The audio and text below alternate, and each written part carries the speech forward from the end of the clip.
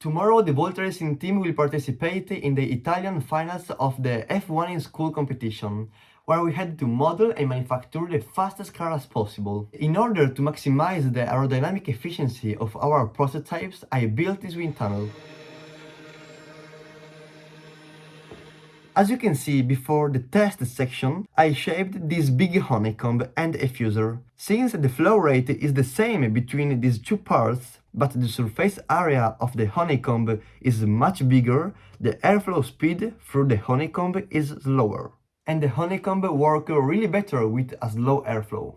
On the fusor you can see this particular design, because our goal was to print the entire wind tunnel with our 3D printer.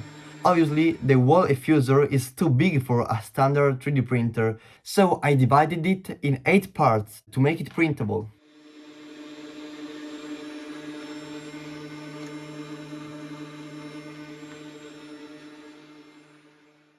On the diffuser, I secured the brushless motor with its propeller to generate the airflow.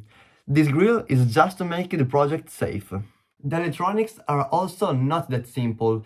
I have this switch to turn on the wall wind tunnel, and this potentiometer to regulate the power of the brushless motor. The smoke machine is also quite complicated. I used a 40 cm nickel chromium wire as a resistor to make the smoke. And to push the smoke out, I use a little PC fan. If you want a new video where I built a smaller wind tunnel with you, which you can print with your own 3D printer, comment, leave a like and subscribe.